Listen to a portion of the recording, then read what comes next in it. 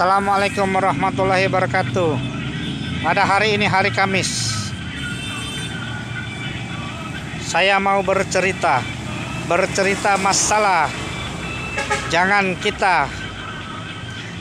kita memaksakan kehendak. Ini suasana pada hari ini. Mendung saudara-saudari.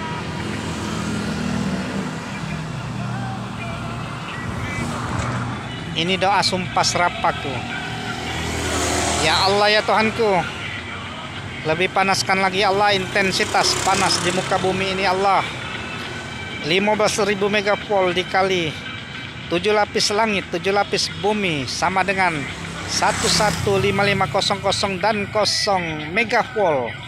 Panas bumi, sepanas-panas mega bumi. Dan tolong ya Allah ya Tuhanku, selalu pancarkan mata air sumur bor di bumi Sriwijaya.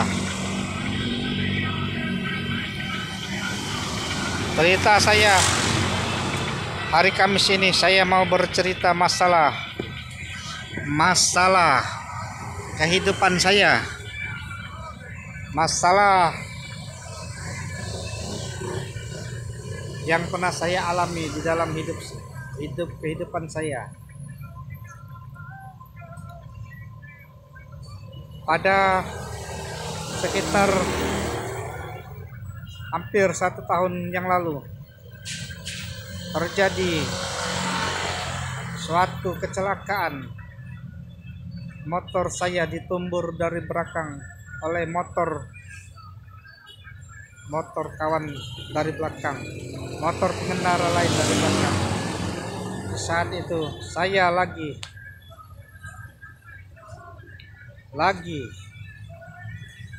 seperti ada masalah di dalam kendaraan, menceritakan masalah mau mengadakan acara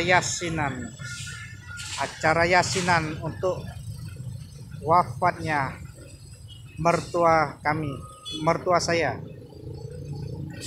Saya bercerita kepada istri saya, jangan kita memaksakan kehendak kalau mau mengadakan acara seperti acara 40 harian. Saya terangkan kepada istri saya, sebab semampu kita saja yang kita bisakan, yang seharusnya. Jangan kita memaksakan kehendak sampai membuat buku-buku yasin tersebut, memaksakan salah satu. Ya, kemungkinan buku yasin tersebut yang baguslah, bisa dikatakan. Saya bilang kepada istri saya, jika kita tidak mampu, jangan kita memaksakan kehendak. Itu pesan dari saya. Sebab mertua saya meninggal, ya tempatnya juga jauh di Bengkulu Selatan sana. Setidaknya kami harus mengadakan ongkos untuk pulang. Banyak masalah uang yang harus dikeluarkan di saat itu. Tetapi yang saya terangkan kepada istri saya, kalau kita tidak mampu, jangan kita paksakan, jangan memaksakan kehendak. Ada cerita sedikit dari di zaman Rasulullah. Ada orang yang baru pengantin baru menghadapi rumah tangga. Di saat itu bulan Ramadan, dia melanggar hukum dari agama, yaitu melakukan hubungan suami istri di siang hari. Apa kata Rasulullah? Saat itu Rasulullah masih ada di zaman Rasulullah. Kau harus ini, kau harus mengeluarkan ini, kau harus puasa sampai 2 bulan berturut-turut. Akhirnya mau tidak mau, bagaimana ceritanya, pemuda tersebut, pengantin baru tersebut, diberi Rasulullah makanan untuk keluarganya, ya setidaknya untuk istrinya, dia dan istrinya. Ini ada makanan sedikit dari saya, kau makan dengan keluargamu, pulang sana, kata Rasulullah. jangan kau lakukan lagi perbuatan ini. Itulah melihat cerita dari sejarah agama itu mudah, tetapi jangan kita mempersulit, jangan kita yang membuat sulit. Akhirnya kita sendiri yang akan berdampak kepada kita. Ya seperti zaman sekarang sampai berhutang di sana ke sini ya untuk memenuhi hajat dari acara-acara sedekah tersebut. Jika sampai kita berhutang, itu yang bisa membuat menjadi kurang berkahnya acara-acara sedekah tersebut. Itu yang harus kita renungkan. Ya, sebelum kejadian itu telah terjadilah sebuah bencana kecelakaan. Sampai-sampai saya tidak sholat maghrib. Ya, di saat itu terjadi mau menjelang sholat maghrib, kami mampir di pos polisi tersebut. Saya dan teman di belakang yang menumbur motor kami. Mau tidak mau, saya mempertanggungjawabkan. Tetapi saya bilang di acara musyawarah kekeluargaan di kantor polisi tersebut, saya bilang, jika kalian menzolimi saya, maka akan terjadi bencana alam. Boleh tanya kepada polisi yang ada di pos polisi di Kertapati tersebut. Kejadiannya tidak salah, kalau tidak salah bulan 12-an itu. Acara sedekahan, mau sedekahan 40 harian mertua saya. Sebelum dia mengucapkan mau minta ganti, sampai 1 karung ada yang bocor pelet ikan yang membuat kecelakaan sampai bocor karung tersebut. Dia cuma yang tumpah itu cuma 1 kiloan. Tetapi dia bercerita mau minta ganti 1 karung. Akhirnya saya cuma mengganti 1 kilo pelet yang tumpah di aspal tersebut. Itulah mengapa kejadian-kejadian yang seperti itu pada dasarnya saya dan istri saya lah yang istri saya bercerita mau mengadakan acara-acara yasinan, setidaknya pulang di kendaraan bercerita. Nah, mengapa terjadi hal tersebut? Ya, itu sangat berpengaruh di pikiran saya. Seharusnya istri saya tidak bercerita demikian, tidak, kurang pas mau bercerita. Bukan di jalan seperti lagi mengendara, seharusnya ya ditenangkan suasananya atau di rumah bercerita. Sampai terjadi hal demikian, akhirnya itu saya dan orang tersebut berdamai, mau tidak mau, bagaimana akhirnya kami berdamai, didamaikan oleh polisi. Sampai di situ kejadian yang terjadi, kami tidak mempermasalahkan lagi. Tetapi yang sampai kejadian setelah kejadian kecelakaan tersebut, kalau tidak salah bulan 1 atau bulan 2 ya, di pemilihan presiden yang lalu, di perumahan kami banjir lebih dari dengkul orang dewasa. Selama kami tinggal di situ tidak pernah terjadi banjir seperti itu. Wallahu a'lam bishawab. apa pengaruh dari ucapan saya, apa itu dari sudah kehendak Allah Subhanahu wa taala. Wallahu a'lam bishawab. Dan yang pastinya bukan di perumahan kami saja di Kertapati, di tempat kami tinggal, seperti di Pagar Alam, Patlawang, Ogan Komering Ulu, di Palembang, di Hara Kenten, di sebagian di Palembang, ada juga di Perumnas yang banjir, ada juga di daerah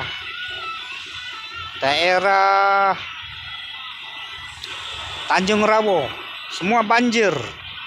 Dan yang tidak habis pikir, di perumahan kami seumur-umuran saya melihat banjir di Palembang pada saat itu setinggi-tingginya pada tahun 2004 inilah yang saya lihat banjir yang sangat besar. Boleh saudara-saudari lihat, ada videonya di YouTube saya, di perumahan kami yang banjir. Ada saya bikin YouTube, boleh saudara-saudari lihat. Itulah, sudah banyak sekali fitnah akhir zaman. Di saat-saat yang lalu yang saya lihat, banyak orang yang memaksakan kehendak, mau ruahan, mau mengadakan acara sedekahan, sampai-sampai mereka berhutang untuk mengadakan ruahan doa menjelang bulan Ramadan, sampai mereka berhutang. Nah, di situ yang tidak diperbolehkan dalam agama kita. Agama Islam itu sudah sempurna. Agama Islam sudah sempurna dan sudah dicontohkan oleh kehidupan baginda kita Nabi besar Nabi Muhammad SAW. Cuma kita sendiri yang mau mempersulit hidup dan di dalam diri kita. Ingat pesan saya, jangan kita memaksakan kehendak, sekalipun itu masalah agama. Kita lihat dulu apa dari proses agama tersebut. Agama tidak memestikan kita, tidak mengharuskan kita bersedekah sekian harus sedekah sekian, tidak. Semampu kita. Apa yang kita ada di dalam diri. Sumbangan pikirankah, senyuman, sumbangan pikiran yang jernih, sumbangan ide-ide yang bagus, yang jernih, yang membuat menyelesaikan masalah itu lebih penting dari kita menyumbang yang akan mendatangkan kemudaratan seperti berhutang materi, uang yang akan kita bayar, mempersulit diri kita sendiri. Itu saja yang saya terangkan pada hari ini, hari Kamis, menyikapi fenomena alam, masalah-masalah agama pada saat ini, pada hari ini, pada bulan ini, bulan September ini, yang banyak sekali fitnah akhir zaman, fitnah nasab, fitnah perempuan, fitnah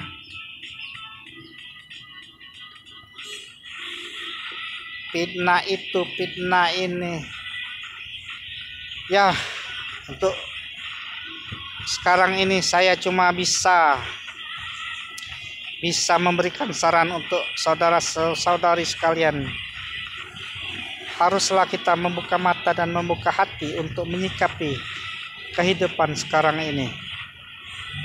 Alhamdulillah, video-video Android sekarang ini kita akan tercerdaskan. Insya Allah kita akan tercerdaskan. Berita apa saja, terkecuali jangan kita ikuti seperti masalah membuka aurat, masalah judi, masalah Homer dan lain sebagainya. Itu yang akan menjadikan permusuhan antara umat manusia. Jika tidak, yang kita buka di video YouTube kita atau di HP Android seperti masalah-masalah lain, masalah ceramah, berita-berita, ya kita bisa melihat di situ. Kita akan tercerdaskan, insya Allah kita akan tercerdaskan manusia ini, baik dia ganteng, cantik, kaya, miskin, berpangkat, tidak, berilmu dan tidak, ustadz kah dia, habib kah dia, orang yang kenegarawanan dia, orang yang kebangsawanan dia. Saya Ki Agus Muhammad Ali bin Ki Agus Ahmad Awe bin Ki Agus Haji Muhammad Akib, saya tidak bangga dengan nasab saya, nasab orang Palembang. Saya tidak bangga dengan keluarga saya tidak bangga dengan anak dan istri saya tidak bangga dengan kepintaran saya tidak bangga dengan ketampanan diri saya. Tak kati malu awak jahat. Cuma yang saya banggakan adalah saya di barisan baginda Nabi besar Nabi Muhammad sallallahu alaihi wasallam, Nabi akhir zaman, Nabi yang tidak mengikuti segala macam bentuk-bentuk kesyirikan. Wallahu a'lam bishawab. Nabi akhir zaman, Islam itu sudah sempurna, tetapi manusianya ya saja yang tidak sempurna. Islam Isya, subuh, lohor, asar, maghrib. Jika tidak bisa tegak kita sholat, kita duduk. Jika tidak bisa duduk, kita sholat berbaring. Jika tidak bisa berbaring, isyarat. Jika tidak bisa isyarat, kita disolatkan. Dan dalam sejarah dulu, seperti bencana alam, hujan lebat, tidak diharuskan kita harus ke masjid. Dan melihat fenomena alam, banyak sekali masjid-masjid tetapi tidak mendidik adalah salah satunya. Banyak tertampang-tampang foto-foto Habib yang saya lihat di masjid-masjid, apalagi di bawah tahun 2024 di sekitaran Masjid Agung. Foto Habib, foto para pemimpin pemilu, iklan-iklan dan lain sebagainya yang tidak mendidik. Di mana di situ ditampangkan tempat kita sholat. Itu salah satunya. Masih ada orang yang berbuat jahil di tempat ibadah sekalipun. Masih ada orang yang berbuat jahil. Itulah mengapa saya bangga dengan keislaman saya. Tidak mau sholat, ritual sholat, menyembah foto Habib, menyembah foto para pemimpin pemilu, menyembah foto-foto lain dan lain-lain sebagainya. Itulah mengapa saya tidak mau di saat ritual sholat, jika ada gambar-gambar tersebut, yang saya lakukan, saya mengingkari di dalam hati saya untuk ritual sholat tersebut. Hanya hati, mata hatilah yang bisa bercerita di dalam kehidupan di dunia ini. Wallahu a'lam bishawab. Itu yang saya banggakan. Marilah saudara-saudari, buka mata dan buka hati. Manusia itu bukan dilihat dari orang yang tampilan yang bagus, tampilan seperti malaikat seperti malaikat, seperti orang yang meyakinkan jika di dalam ritual sholat sudah menyimpang, kita menyembah foto orang tersebut, kita sudah melanggar dari ketauhidan agama kita, agama yang lurus. Itu pesan dari saya. Mengapa bencana alam banyak terjadi di tahun 2004 ini? Wallahu a'lam bishawab. Hanya Allah yang tahu. Selagi masih ada hal-hal tersebut, dunia ini tidak aman. Jangan engkau menyekutukan Allah, wahai saudara-saudariku. Lakukanlah, amalkanlah isi Quran. Jangan kita baca semerdu-merdu isi Quran kita baca, tetapi artinya kita tidak tahu. Benar kata Ustadz Amal Hum Jainuddin MZ, masjid di zaman yang akan datang banyak, mega, bagus, banyak. Tetapi di dalam masjid tersebut kurang dari nilai-nilai isi agama tersebut. Maksudnya tidak mendidik. Banyak masjid tetapi tidak mendidik ke arah yang benar. Sudah banyak cerita di tahun-tahun yang lalu, kejadian sering sholat di lapangan, sampai menyembah foto-foto Habib, sampai menyembah foto-foto iklan-iklan, foto-foto dan lain sebagainya. Dan lebih parah lagi di tahun 2004 ini, menyembah foto-foto para pemimpin pemilu yang dilakukan di dalam ritual sholat di pemilu 2004 yang lalu, kalau tidak salah. Itulah yang menyebabkan bumi ini berguncang sampai manusia melakukan hal-hal tersebut. Rasulullah sudah menerangkan, jauhi segala macam bentuk kesyirikan. Di zaman Nabi Ibrahim, apa yang akan engkau sembah setelah abah atau ayah tidak ada di muka bumi ini? Itu saja saudara-saudari. Saya tidak menyinggung kemana-kemana, sini situ. Yang pastinya yang saya singgung adalah umat yang mengaku agama Islam, umat yang bertauhid. Itu yang saya singgung. Marilah kita bebersih di lingkungan kita, bebersih. Setidaknya untuk diri kita sendiri maupun untuk orang lain yang melihatnya akan rapi, bagus orang lain melihatnya. Oke? Itu saja cerita singkat dari saya. Wabillahi taufik wal hidayah. Wassalamualaikum warahmatullahi wabarakatuh. Salam NKRI.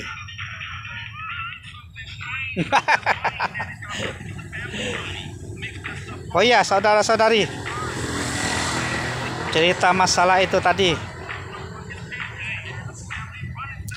Selagi kita, ingat pesan saya, selagi orang itu mau mengajak kebaikan, mau mengajak kebenaran, mau mengajak ke jalan yang lurus, bagaimana buruknya, bagaimana orang tersebut kita lihat, bagaimanapun kondisinya, ikuti orang tersebut. Itu saja pesan dari saya. Itulah cerita saya di kemarin yang ada terjadi masalah, menerangkan masalah yasinan sampai terjadi banjir di saat saya mau terzolimi oleh orang lain. Alhamdulillah, masalah kecelakaan tersebut kami tidak sampai ada yang luka parah, cuma ada gompel sedikit di motor kami. Masalah itu juga sudah selesai, tetapi yang saya sesalkan, mengapa dia tidak, semestinya tidak harus mengucap minta ganti sebesar itu, yang akan menimbulkan ucapan dari mulut saya yang tidak bisa dinalarkan oleh manusia. Wallahu a'lam bishawab. Itulah bagaimanapun keadaan, kita harus, jika ada masalah besar kita sedang kecilkan, kita hilangkan masalah. Oke? Salam persaudaraan dan se-NKRI untuk saudara saya se-NKRI, tanpa terkecuali siapapun orangnya, tanpa agama siapapun, satu sukunya, dan di bawah kolong langit. Wassalam.